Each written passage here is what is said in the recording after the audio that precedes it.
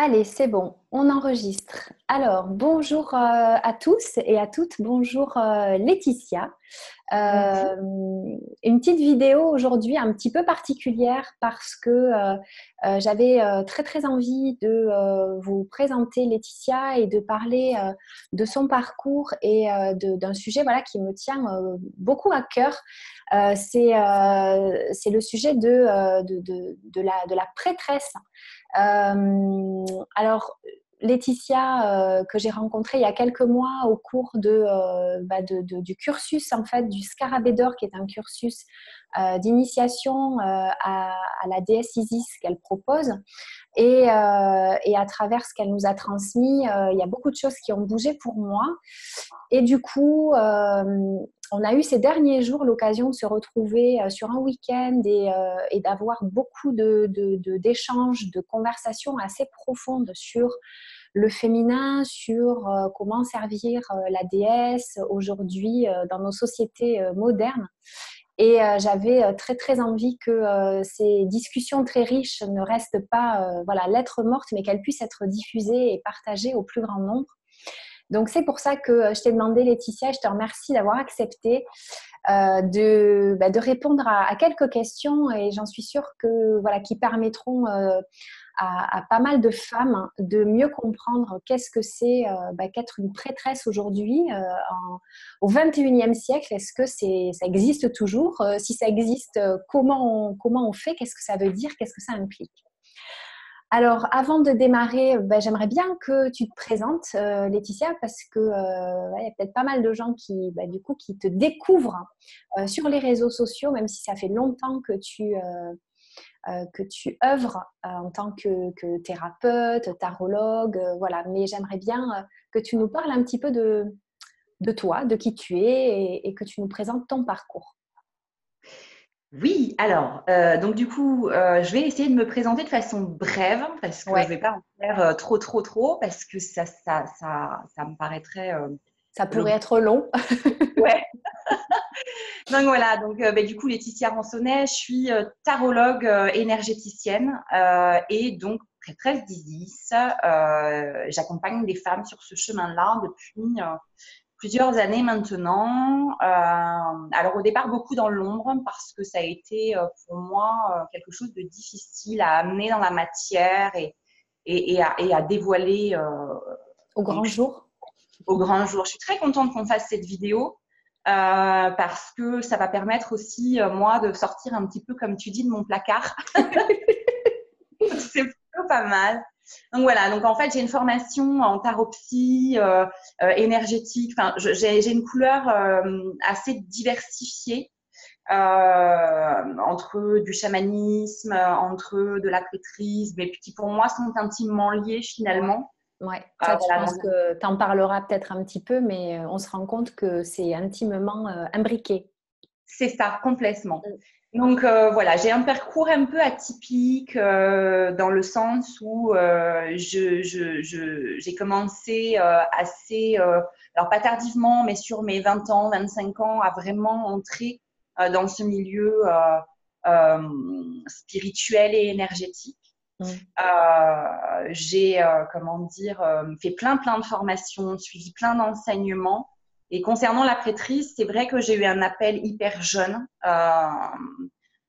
Je sais pas, à mes 7-8 ans, j'avais déjà cette foi, ce côté très Mystique.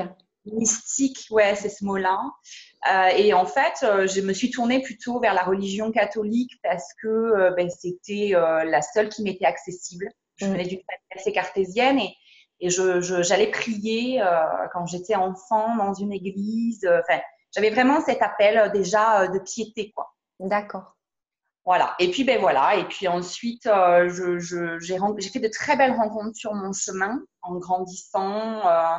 Je me suis éloignée de cette religion-là et ce qui m'a vraiment ouvert les portes de la prêtrise et de tout le reste, c'est le paganisme où j'ai découvert que il y avait un culte à la déesse mère, que il y avait multiples divinités qui existaient et du coup on sortait un peu du dogmatisme des religions monothéistes. Ok. Et voilà. Et ça m'a complètement amenée dans ce chemin de féminin sacré, de prêtrise. D'accord. Donc, c'est à partir de là, de ta rencontre avec le paganisme, que du coup, et les rencontres avec voilà, certaines personnes, j'imagine qu'il y a un moment donné où ça a été voilà, évident et tu t'es dit, bah, allez, je m'engage sur ce parcours. Et à quel moment est-ce que tu te rappelles, à quel moment tu as pu vraiment poser des mots et te dire, voilà, ça y est, je pars sur un parcours pour devenir une prêtresse d'Isis. Est-ce que tu te rappelles de ce moment-là?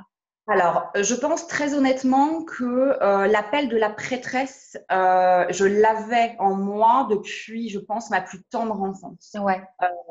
Cette notion bonne sœur, prêtresse, pour moi, c'était, voilà, il y avait vraiment, mais j'arrivais pas vraiment à y mettre des mots. Et en Ouais. fait, c'est le paganisme et la mythologie ancienne et tous les rites anciens qui m'a permis de poser des mots. Alors, D'accord. c'est un cheminement parce que j'ai pas pu dire clairement, je savais qu'être prêtresse, c'était ça. Ouais. Tu l'as Parce que découvert au fur et à mesure finalement. complètement. Et alors après, prêtresse d'Isis, au départ, je me sentais appelée à servir la déesse, mais je ne savais pas sous quelle forme et ce que ça prendrait. Et c'est Hmm. vrai que très rapidement, quand je me suis engagée sur ce chemin pardon, de spiritualité et en tous les cas de culte à la déesse mère, Hmm. ça a été vraiment Isis dans les premières qui est venue me guider. D'accord. Et c'est vrai que tout au long de mon chemin, c'est elle qui est restée. Elle s'est fait de plus en plus présente. Elle m'a amenée à aller découvrir d'autres choses, en l'occurrence le chamanisme, Ouais. et ce que j'ai tout de suite compris. Mais elle a été vraiment un guide en semant des petites graines tout le long de mon chemin. J'appelle ça le puzzle en fait. Hein. Elle donne un petit bout, un petit bout, un petit bout. Et aujourd'hui, ça forme un tout cohérent. Et en tous D'accord. les cas, au départ, l'appel de la prêtresse était très ancré en moi. Cette notion de service, d'être un lien entre le divin et la matière Hmm. sans pour autant pouvoir y mettre des mots particuliers. Voilà. D'accord. Ok. Donc si je comprends bien, du coup, tu t'es engagée sur ce parcours ne sachant pas à l'avance du tout ce qui allait t'être proposé, puisque d'après nos conversations et ce que j'en ai retenu, quand on commence à s'engager dans ce parcours pour devenir prêtresse, on sait que la déesse va nous donner notre feuille de route, en fait, au fur et à mesure, et c'est elle-même qui va nous transmettre je dirais, transmission directe, la manière dont on va être amené à la servir. Quelle est la couleur, finalement, que va prendre ton sacerdoce, entre guillemets? Ouais. Oui, tout à fait, tout à fait. Ok. Je pense que voilà, au départ, c'est bien résumé, c'est-à-dire que effectivement, on s'engage sur une voie de service, on sent un appel fort. Alors, effectivement, on a des discussions avec les personnes qui vont nous initier. Il y a tout comment dire, un débriefing de départ. On rentre pas comme Ouais. ça en disant tiens un jour je me suis réveillée, j'ai envie d'être prêtresse. Mais effectivement, il y a tout un cheminement, mais le rapport et ce qui va faire de notre couleur, c'est vraiment la déesse qui va Qui va le nous donner. enseigner. Même D'accord. si effectivement, il est très important, à mon sens, d'avoir quand même un cheminement encadré avec un groupe pour ne pas tomber dans quelque chose de dogmatique ou en Ouais. tous les cas d'éthéré. Voilà. Ouais. Alors, c'est justement là-dessus que j'aimerais rebondir. Je voudrais que tu nous parles justement de cet encadrement, de cet accompagnement, peut-être, ce serait peut-être le terme plus juste. Comment ça se passe? Qui sont ces personnes qui nous accompagnent sur le chemin? Est-ce que c'est structuré en confédération de prêtresses ou est-ce que tu peux nous en dire plus à ce sujet? Alors, il existe, oui, oui, il existe beaucoup de types de confédérations, c'est-à-dire qu'il y a des grandes confédérations américaines, des grandes. Alors, ça peut être sur divers types de spiritualité. Hein. On le voit dans l'OBOD, par exemple, qui est l'ordre des bardes, des druides et des ovates, qui continue de former hein, des druidesses, des bardes, des ovates. D'accord. Voilà, le Fellowship of Isis. On a des coven un petit peu plus restreints, qui sont des regroupements de personnes. On a l'Apple Branch, en fait, voilà, en Angleterre aussi, qui sont voilà, D'accord. des confédérations d'initiés, donc de gens qui ont reçu, Par comment dire, transmission Ouais. transmission.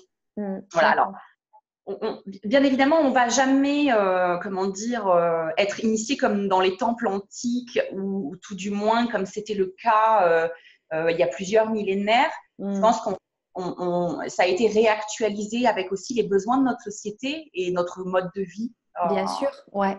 Voilà. Et en fait, ces personnes-là ont suivi tout un cursus initiatique sur plusieurs années et s'engagent dans leur sacerdoce ou dans leur service à former d'autres personnes pour que la tradition continue de perdurer. D'accord. Ce qui a été d'ailleurs mon cas. Hein. J'ai intégré en fait un coven il y a quelques années du côté de Strasbourg, qui donc en fait n'était pas un coven spécialisé dans la prêtrise à Isis, mais qui était spécialisé dans une prêtrise plutôt druidique celtique, avec voilà tout un cheminement et derrière voilà la mentor qui me suivait, donc la personne qui m'a accompagnée, m'a aidé à garder un fil conducteur dans mon développement personnel, dans mon intériorité, m'a appris à faire le vide. Enfin, il y a beaucoup de choses qui se passent dans le cadre d'une initiation à la prêtrise et en dehors de l'arrivée et du service qu'on va mener avec la déesse, on a surtout tout un cheminement de soi à soi pour déprogrammer les croyances, déprogrammer les dogmes. Et je pense que l'encadrement est important parce que il va nous permettre d'avoir un garde-fou, d'avoir un recul. Parce qu'au-delà du mentor, il y a aussi tout le groupe. C'est-à-dire qu'on évolue avec d'autres prêtresses, aspirantes prêtresses, à garder son ego là où il doit être, à avoir voilà, un cheminement intérieur qui nous mène à pouvoir servir de façon juste et équilibrée. D'accord. Ça, c'est vraiment hyper intéressant parce que du coup, on découvre que parallèlement au fait que on va adapter ces enseignements qui sont très anciens finalement, hein, qui remontent vraiment à la nuit des temps, on a toutes ces choses-là ont réussi à perdurer et à s'adapter finalement à l'évolution de nos sociétés. Mais en même temps, il y a quand même quelque chose qui subsiste et qui est de l'ordre de la communauté. Et d'une part, je dirais que pour être vraiment authentique et pour être vraiment dans cette justesse du parcours, comme tu dis souvent, l'autoproclamation, c'est un petit peu, c'est pas vraiment l'essence de ce parcours-là. Et en même temps, le fait de finalement, moi j'appelle ça un petit peu de la supervision, je pense que ça peut s'apparenter en fait à ce que tu nous décris. C'est hyper important pour, comme tu dis, avoir ce garde-fou et pour avoir ce miroir en fait, parce que quand on est tout seul, c'est compliqué aussi de savoir si à un moment donné on part trop loin ou même j'imagine qu'il doit y avoir de grosses remises en question, qu'on doit traverser des moments qui doivent être pas faciles. Enfin, tu nous en as parlé il y a encore quelques jours de ça, où vraiment, je me rappelle, tu nous disais, voilà, on vit des moments dans ce parcours qui peuvent être extrêmement difficiles, notamment par rapport à l'ego, par rapport au fait que on va chercher très très loin, on va se confronter à nos ombres. Et c'est quand même très rassurant aussi de se dire qu'on n'est pas seul sur ce chemin. Tout à fait. Oui, le chemin de prêtrise n'est pas un chemin de promenade ni de développement personnel, entre guillemets, quoi. Voilà, effectivement, on va faire du développement personnel, mais dans un but quand même de transcender son ego et toutes ses ombres, tout ce qui nous empêche aussi de devenir un canal et un trait d'union entre la déesse et la matière. On le voit, hein, il y a beaucoup d'enseignements aujourd'hui qui ont perdu de vue cette notion de travail sur soi pour pouvoir accompagner l'autre. Alors, effectivement, on va me dire, mais alors quelle est la différence entre un thérapeute et une prêtresse? Qu'un thérapeute est censé faire un travail sur lui. Ouais. Voilà. Mais en tous les cas, juste par rapport à ce travail de prêtresse, effectivement, il y a cette notion de se vider complètement et d'être accompagné. Et d'être accompagné par quelqu'un qui a déjà fait ce processus. Ouais. C'est pas forcément que la personne, elle sait mieux. Parce que moi, cette notion de maître, de gourou, ça me pose un problème, vraiment profondément. Et souvent, c'est vrai que j'ai rencontré des gens qui disaient oui, mais bon, on se fait accompagner par quelqu'un pour devenir prêtresse. Et ça a toujours été le cas. C'est-à-dire que dans les temples antiques, il y avait des gens qui avaient été initiés, qui avaient fait tout ce chemin et qui du coup étaient arrivés à un niveau ou à un stade différent et pouvaient se permettre du coup d'accompagner, comme une maman le ferait avec ses enfants, la personne à devenir une adulte. Et donc, la jeune aspirante prêtresse ou prêtre à devenir une future prêtresse. Ouais. Ça ne veut pas dire qu'on a la science infuse, mais ça veut dire que la prêtresse en charge d'aider d'autres ou d'initier d'autres va simplement avoir cette expérience et surtout va permettre à l'autre d'ouvrir les portes de son essence, d'aller permettre à l'autre de développer sa propre couleur en tant que futur prêtre. C'est-à-dire que le ou la mentor, en fait, qui va t'accompagner, puisqu'on découvre aussi tout un vocabulaire, en fait, tout un lexique autour de cet univers-là, elle n'est pas là pour te dire, voilà, il faut que tu fasses ça, il faut que tu ressentes ci, il faut que tu ailles dans cette direction-là, mais elle est là pour t'aider à trouver ton autonomie spirituelle, en fait. C'est complètement ça. Et à devenir le canal de la déesse que tu sers ou de la déesse mère en soi, dans quelque chose d'hyper juste, d'hyper aligné et quelque chose qui fait que on a assez travaillé pour arriver à ce stade-là. Alors, on travaille toute la vie. Ouais. Je pense que la finalité, c'est pas parce qu'on est prêtresse qu'on est la lumière incarnée sur Terre. Hein, on continue d'avoir notre ego. Mais je dirais que tout ce qui fait la différence, c'est qu'on le travaille du coup, mais en conscience. Ouais. On a conscience d'être, de ce qui se joue en nous. Et c'est vachement important, surtout sur ce domaine-là. Et c'est effectivement, comme tu le disais tout à l'heure, c'est pas une promenade de santé. Et c'est quand on s'engage, on sait qu'on va faire sauter un certain nombre de verrous avec des difficultés quand même intérieures où ça va brasser, ça va remuer parce que c'est un vrai travail de déprogrammation de ces certitudes, de ces croyances. Ouais. Combien de temps ça peut durer cette initiation avant de pouvoir te dire voilà, ça y est, aujourd'hui, à partir de ce moment-là, je sais que voilà, je peux me dire prêtresse et je peux entamer mon service aux autres. Alors, je dirais que c'est très variable et ça dépend beaucoup de notre parcours personnel et de nos résistances parce qu'il y a des gens alors, il y a quand même, je dirais qu'on ne peut pas devenir prêtresse en 6 mois. Ça paraîtrait utopique. Parce qu'au-delà de ce développement personnel, il y a aussi beaucoup de matière en fait à découvrir, à connaître, beaucoup de systèmes énergétiques à développer pour être performante. J'aime pas ce terme-là, mais être quand même efficace. Une alliance de connaissances et de savoir. Voilà, il faut avoir quand même des savoirs et des connaissances par l'expérience. Donc, je dirais déjà 2 ans pour commencer, c'est bien. 2 années, à mon sens, on a déjà des bases qui peuvent être assez solides. Assez solides, ouais. Et puis après, il y a des personnes qui vont faire une prêtrise en 4 ans parce qu'ils vont avoir besoin d'être plus accompagnés, ils vont avoir besoin d'aller travailler plus en profondeur et ils vont avoir besoin de prendre plus leur temps. Et de toute façon, je pense que l'initiation à la prêtrise dure toute une vie. C'est-à-dire qu'une fois que la personne a fait ses 2 ou 3 ans, elle va effectivement être initiée prêtresse, elle a fini son enseignement, et là, elle va se retrouver toute seule face à ce titre, à cette fonction.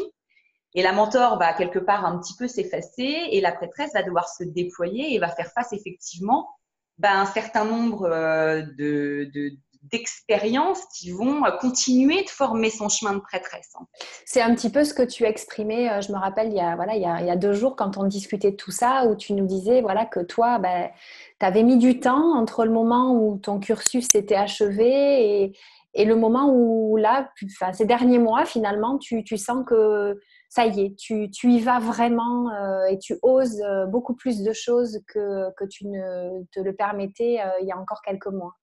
Ouais, complètement. Oui, oui, c'est tout à fait ça. Mais en fait, j'ai quand même pris en charge l'initiation de quelques prêtresses, mais je l'ai fait à huis clos parce que bah, effectivement, je me sentais pas encore prête à peut-être affronter le regard, à cette responsabilité aussi que ça Ouais, inclut, parce qu'il bien faut quand sûr. même Mm.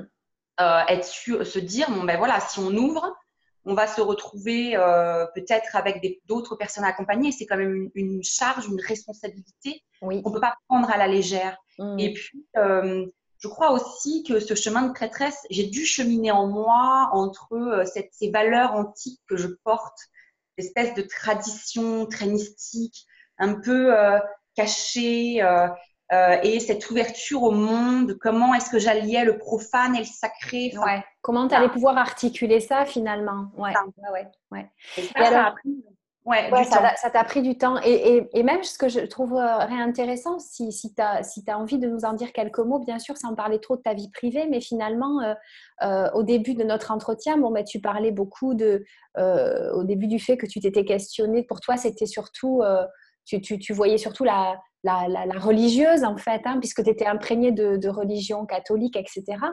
Mais toi, bon, bah, t'es mariée, tu as 3 enfants, donc tu as une vie, tu t'es pas, c'est pas pour ça que tu as fait vœu de chasteté ou voilà, Du tout. et que tu aimes profiter des plaisirs de la vie. Mais du coup, comment tu as réussi à concilier aussi une vie de famille, une vie de femme moderne, qui a une vie active, qui travaille, qui va faire ses courses au supermarché et qui, le soir, rentre chez elle, allume ses bougies, fait ses voyages chamaniques, sert la déesse. Tu peux nous en parler un petit peu? Oui, oui, complètement. Alors, c'est vrai que ça n'a pas été toujours facile, mais en même temps, j'avais tellement cet appel profond que je me sentais portée. Ouais. Ça n'a jamais été une charge pour moi, c'est quelque chose que je faisais avec plaisir. Je me sentais transportée. Bah, tout simplement, j'ai pris des rythmes de vie qui, voilà, à cette époque-là, je travaillais encore, je n'étais pas thérapeute, hein, je travaillais encore dans un truc bien terrestre. Je me levais aux aurores le matin, je faisais une méditation, voilà, je priais, je rendais mes comptes rendus, j'attendais que mes enfants soient couchés le soir et puis je tapais mes comptes rendus. Je me suis organisée dans ma vie de femme et de mère et d'épouse. Mais pour moi, la spiritualité n'a jamais été séparée. Mon sacerdoce n'a jamais été séparé de ma vie terrestre. Mm. Et pour moi, c'est vachement important parce que la prêtresse fait le lien entre le divin et la matière et elle spiritualise la matière. Et surtout chez Mm. les chrétiens, hein, c'est ça.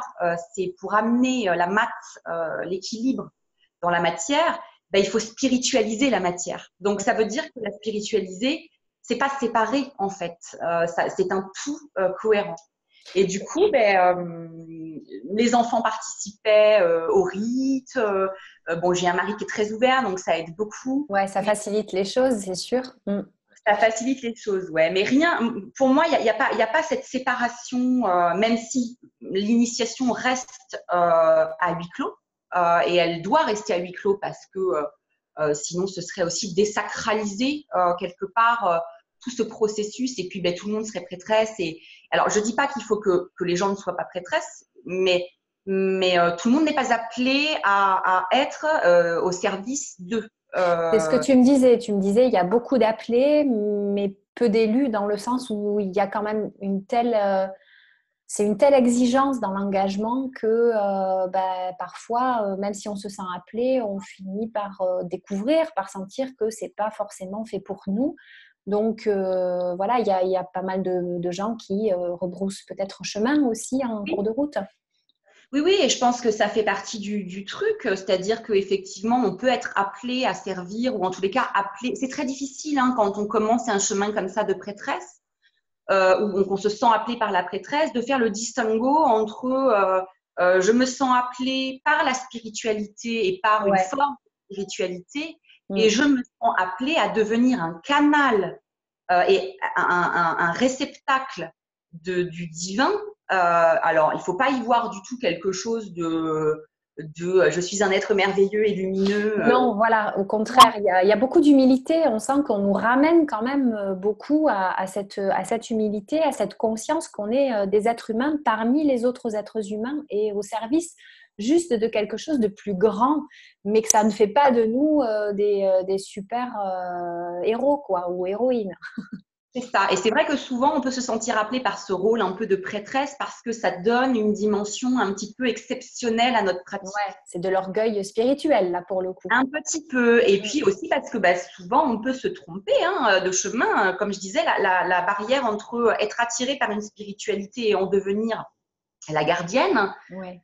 c'est deux choses, deux nuances différentes. Ouais. très différentes. Donc, quand on s'engage sur le chemin de temps en temps, mais on se dit ah oui, oui, oui. Puis quand on avance, on se rend compte que finalement, mais j'ai envie de dire, c'est pas ça. Mais j'ai envie de dire, voilà. Et c'est pour ça que je pense qu'il y a plein de femmes qui s'engagent sur ce chemin-là. Au bout du compte, repousseront le chemin, mais l'expérience qu'elles auront vécue, de toute façon, leur sera… servira. Ouais, tout à fait. Et oui, vas-y, dis-moi. J'avais une dernière question, enfin une dernière ou peut-être pas, mais en tout cas, j'aurais voulu qu'on rebondisse, enfin que tu développes un petit peu sur cette différence que tu as un petit peu effleurée tout à l'heure entre la thérapeute et la prêtresse, parce que c'est vrai qu'on en a pas mal discuté. On se rend compte qu'il y a des similitudes, mais il y a aussi des différences. Et toi, la spécificité que tu as, c'est que finalement, tu allies les deux à l'intérieur de toi. Alors, est-ce que tu pourrais nous dire un peu comment ça coexiste? Est-ce que ça a été compliqué de les faire coexister et comment tu as trouvé cet équilibre aujourd'hui? Alors, déjà, première des choses, ça a été extrêmement compliqué de les faire coexister pour la raison que j'énonçais tout à l'heure, c'est-à-dire que on a quand même une société avec beaucoup d'étiquettes et que c'est très compliqué d'être légitime en tant que thérapeute tout en étant prêtresse. Alors, ça, c'était ma légitimité perso. Et puis, j'avais du mal à amener la prêtresse dans quelque chose de profane. Pour moi, ça restait quelque chose dans les temples, à huis clos, personne ne sait ce que je fais et ça va très bien comme ça. Ouais. Je suis de plus en plus sur ce chemin de réconciliation entre le profane et le sacré et qu'effectivement, on peut très bien être prêtresse tout en étant thérapeute. Alors, pour les différences notables entre les deux, pour moi, un thérapeute n'est pas forcément prêtresse, mais une prêtresse porte en elle la thérapeute, ou en tous les cas la guérisseuse. Voilà. Alors, ça, je sais que tout le monde n'a pas toujours été d'accord avec moi là-dessus, les mentors non plus, et c'est OK. Ça fait partie d'une de mes vérités, mais je trouve que ça illustre quand même assez bien, dans le sens où le thérapeute va œuvrer dans le développement personnel, va œuvrer à guérir, il va faire du Reiki, il va faire un certain nombre de choses, il utilise l'énergie universelle. La prêtresse, elle va vraiment être un lien entre le divin, les énergies divines, et porter en elle l'essence, ce qu'on appelle faire descendre la déesse, pour œuvrer à travers elle dans la matière. Elle ramène cette énergie, elle fait un pont entre le subtil et la matière. Mais ce que ne fait pas forcément le thérapeute. Puisque d'ailleurs, excuse-moi de te couper, mais la prêtresse, elle va accompagner, par exemple, à travers des rituels, à travers tout un tas d'actes chamaniques, des grands moments de vie, comme des naissances, des décès, les grands cycles de la nature. Et ça, le thérapeute n'est pas forcément appelé et porté à le faire. Alors, le thérapeute peut effectivement accompagner dans des étapes de vie, puisque effectivement, un médium va accompagner sur un décès d'un être cher, mais il n'est pas forcément le trait d'union entre la divinité et la matière. Il ouvre ce passage. Mais cette notion de fonction de prêtrise, la prêtrise, c'est vraiment, à mon sens, de spiritualiser en permanence la matière. Voilà. D'accord. Donc, voilà, il y a une différence notable entre les deux fonctions. Et aujourd'hui, toi, tu arrives à bien sentir ce distinguo et à faire en sorte que ces deux fonctions coexistent du coup de plus en plus harmonieusement à l'intérieur de toi? Oui, parce que effectivement, tout ce que je mène au travers de mes soins à Isis, de mes accompagnements sur le scarabée d'or, qui sont pour moi des entrées en matière, de la prêtresse quand même, même si à terme, celles qui suivront ces enseignements-là ne seront pas forcément prêtresses, mais en tous les cas, on retrouve ma patte, je pense, de la prêtresse, de l'archétype en moi et de la fonction de la prêtresse. Mais ça s'exprime vraiment dans cette partie-là de mon activité professionnelle. Et je dirais que tout le reste s'en imprègne aussi indirectement parce que je ne peux pas séparer les guidances et ce que je reçois d'Isis si je fais un taropsy ou si je fais un référentiel de naissance ou si je fais un accompagnement. Mais c'est vrai que du coup, ça s'incarne quand même plus dans mes accompagnements féminins et iliaques que toute la prêtresse prend pour le coup sa dimension. D'accord, ok. C'est vraiment super intéressant de pouvoir voir voilà, comment finalement cet archétype de la prêtresse nous amène à réexplorer finalement aussi, je dirais, le féminin d'une manière différente, ni meilleure ni moins bien que d'autres manières, mais je trouve que c'est vraiment intéressant parce que bon, aujourd'hui, on assiste à voilà, cette résurgence du féminin sacré. Il y a beaucoup de cercles de femmes, de tentes rouges.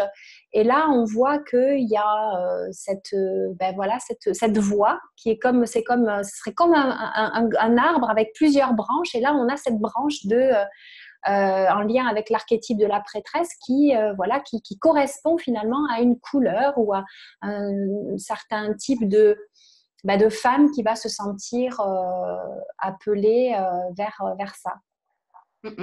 Et puis, je pense qu'on peut avoir en tant que guide, ça me fait rebondir sur ce que tu es en train de dire par rapport à la prêtresse. Il y a plein de choses là qui me viennent. C'est-à-dire qu'on peut effectivement être guidé par Isis sans pour autant en être sa prêtresse. L'archétype de la prêtresse, je pense qu'on le porte toutes en nous. Ça fait partie de notre panel archétypal. Par contre, on n'est pas toutes amenées à incarner cette fonction dans la matière. J'ai souvent entendu, c'est vrai, hein, nous sommes toutes prêtresses dans l'archétype. Oui, ça c'est vrai et je suis entièrement d'accord là-dedans. Après, je pense que la nuance se situe plus sur le fait que en prendre la fonction, c'est autre chose. On est quand même appelé à faire tout un cheminement important pour pouvoir incarner de façon juste cet archétype dans la matière et cette fonction dans la matière. Ouais. Ça, je crois que c'est super important de le préciser, cette différence du coup entre l'archétype et la fonction, parce qu'effectivement, on l'observe beaucoup, cet archétype se réactive de façon assez importante finalement en ce moment, mais ça ne veut pas pour autant dire que toutes les femmes qui ressentent l'archétype sont appelées à incarner la fonction. C'est ça, complètement. Et c'est vrai que je trouve ça hyper beau qu'aujourd'hui, même là je le vois sur Isis, hein, on a un vrai appel féminin à retrouver les traces du culte à la déesse mère et je trouve ça exceptionnel. Après, c'est vrai que ma petite inquiétude ces derniers temps, elle était autour de cette peur du coup que ce soit désacralisé. Alors, c'est vrai que ça peut être une discussion un peu épineuse. Ouais, c'est assez délicat comme sujet. Est-ce que c'est un effet de mode? Est-ce que… voilà, c'est vrai que ça peut… Alors, ouais, je pense qu'il n'y a pas cet effet de mode. Alors, certaines en parlent beaucoup. On a vu, toi et moi, passer des vidéos de femmes qui s'étaient positionnées sur cet effet de mode. Je ne crois pas. Je pense que vraiment, il y a un appel profond de résurgence, comme tu disais, hein, à ce culte et à cette notion de sacré dans la matière. Après, moi, je suis mon chemin et les enseignements que j'ai reçus m'amènent du coup à plus me montrer pour pouvoir accompagner des femmes, je pense. Parce que de dire, ah bah oui, peut-être que c'est pas assez encadré, c'était mon cas, hein, en disant, ouais, j'ai peur que ce soit pas assez encadré, et que du coup, il y ait un peu de tout qui se mette et qu'on en perde cette essence, voilà. Je me suis dit, c'est peut-être aussi une façon de me dire, il faut peut-être que tu amènes une vérité, pas la vérité. Bien sûr, ouais. Sur comment toi, tu as vécu les choses, comment tu peux accompagner d'autres femmes à le vivre comme ça. Voilà. C'est vrai que ça m'a beaucoup interpellée ces dernières semaines et d'où aussi l'envie de peut-être plus me montrer pour Oui. apporter ma pierre à l'édifice, comme Ouais, dirait. tout à fait. Et je pense que c'est important, du coup, enfin, moi, c'est comme ça que je l'ai ressenti quand je t'ai proposé de faire cette vidéo. Je crois que c'était une manière aussi de communiquer plus clairement, et d'expliquer les choses, parce que je crois que il y a aussi peut-être certaines réactions un peu vives autour de cet archétype de la prêtresse qui le sont parce qu'il y a une méconnaissance de ce que c'est vraiment. Et du coup, en expliquant, en faisant un peu de pédagogie, je pense que ça peut aussi permettre à pas mal de femmes qui s'interrogent ou qui se positionnent pour, contre, enfin bon, chacun a son ressenti, mais de peut-être avoir plus d'éléments aussi pour se faire une opinion, je dirais, plus objective. C'est ça, c'est ça, c'est ça. Parce qu'effectivement, la barrière entre la prêtresse, faire des soins avec Isis, sentir Isis comme un guide, voilà, c'est un petit peu comme dans le chamanisme. On fait des pratiques chamaniques, on a un animal de pouvoir, voilà, et puis on a des alliés à des moments donnés. Hein, ça peut être, je sais pas, une petite belette, mais c'est pas notre essence profonde. C'est voilà, l'animal est là à un moment de notre existence, il va nous guider et puis un jour il s'en va. Mais c'est ça aussi qui fait que dans la prêtrise et entre la prêtrise et travailler avec Isis, on peut travailler avec elle sans pour autant en être sa prêtresse ou Tout tout à du fait. moins, voilà. C'est vrai que ces notions-là, mais en fait, c'est parce que c'est pas forcément expliqué. Il y a peu, voilà, et c'est très bien qu'on ait fait cette vidéo, je pense, et je te remercie pour Bah, ça. écoute, c'est un plaisir partagé. Voilà, donc Alors, ouais, ouais. peut-être pour terminer, Laetitia, est-ce que tu pourrais nous dire du coup par rapport à tes projets, par rapport à tes perspectives en lien justement avec tes envies peut-être d'accompagner de futures aspirantes prêtresses dont je fais partie. Mais voilà, comment tu envisages la suite du coup quels sont tes projets par rapport à ça? Alors, mes projets, c'est vrai que ça a cheminé tout le week-end. On a beaucoup tout échangé les unes avec les autres et ça a été riche. Et c'est vrai que j'aimerais à terme, j'aimerais pouvoir du coup vraiment fonder une communauté. Alors, en fonction des femmes qui seront là, mais voilà, retrouver cette notion communautaire à travers Isis, parce que c'est très important. J'œuvre dans d'autres communautés et c'est très chouette, mais j'y sens pas cet appel profond. Isis, c'est Isis, quoi. Voilà, Ouais, donc je veux vraiment faire une prêtrise et une communauté spécifique Isiac. Isiaque. Ouais. Vraiment, vraiment, avec tout ce qu'Isis m'a transmis pendant des années, pouvoir du coup accompagner des femmes à devenir prêtresses. Donc ça, je pense que ce sera lancé pour l'année prochaine. Parce que j'ai besoin de mettre en œuvre, j'ai besoin de me raccorder avec Isis pour aller chercher voilà, la forme exacte que ça va prendre. Mais ce qui est déjà en gestation et qui est OK pour moi, c'est que ça restera sur le même format que le scarabée d'or. D'accord. C'est-à-dire sur 4 grands piliers, qui sont les piliers isiaques, le pilier Hmm. de terre, le pilier du soleil, le pilier de la lune et le pilier des étoiles. Avec pour moi en fait, le scarabée d'or, pour moi, c'est une phase préparatoire. Hmm. Voilà comment je l'entrevois aujourd'hui. C'est ce que tu me C'est-à-dire qu'en disais, fait, ouais. C'est les ouais, classes prépa, quoi. ça se prépare. Alors, libre à chacune de ne faire en fait que le scarabée d'or et de ne pas aller plus loin. Parce que du coup, là, pour le coup, on apprend à avoir un lien avec Isis dans le scarabée d'or et on apprend pas mal de choses sur le féminin sacré, C'est clair. sans pour autant devenir une prêtresse. Prêtresse. Ouais. Voilà. Et du coup, ce cheminement du cursus du scarabée d'or, ça sera une condition sine qua non pour pouvoir intégrer ce cursus de Hmm. prêtresse à terme. C'est la rampe de lancement, en fait. La rampe de lancement pour voir si déjà, je pense que c'est très préparatoire pour créer le lien avec Isis. Ouais. Et puis voir Et si l'appel persiste, quoi. Et si tu persistes, ça, le signe à la fin, quoi. Voilà, c'est ça. voilà, c'est Hmm. ça. Et Ok. donc, repartir sur, en fait, ce serait une deuxième année, en fait, hein, de perf, hein, de plus en profondeur, où là, on irait vraiment sur voilà, la descente de la déesse, le côté beaucoup plus rituel, le côté aussi magie égyptienne, parce que je pense que c'est très, très important de l'inclure. Même si quand je m'entends le dire aujourd'hui, je me dis ah mais comment j'ose le dire aujourd'hui. Mais si, ose, ose. Voilà. Donc voilà, mais toute cette notion du travail avec l'alchimie intérieure, enfin voilà, on n'aborde pas, on commence à aborder, je pense, dans le Scarabée d'or, mais qui serait vraiment une continuité. Ouais, et plus en Voilà, profondeur du coup.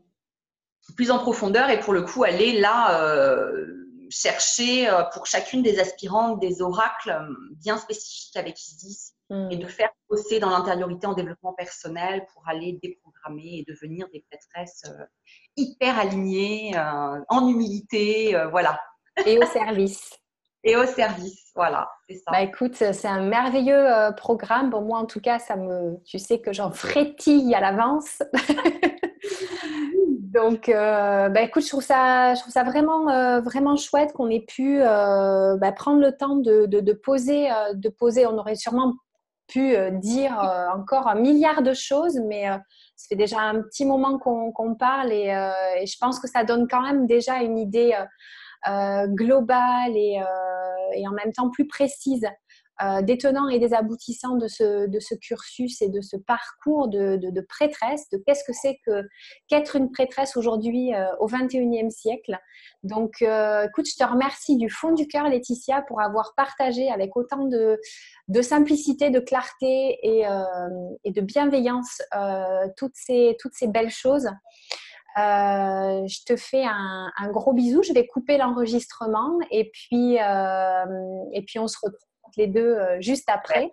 Et ben, un grand merci à toi aussi. Des gros bisous. Gros bisous et merci à toutes et à tous pour nous avoir écoutés jusqu'au bout et à très très bientôt. Bye bye. Bye bye.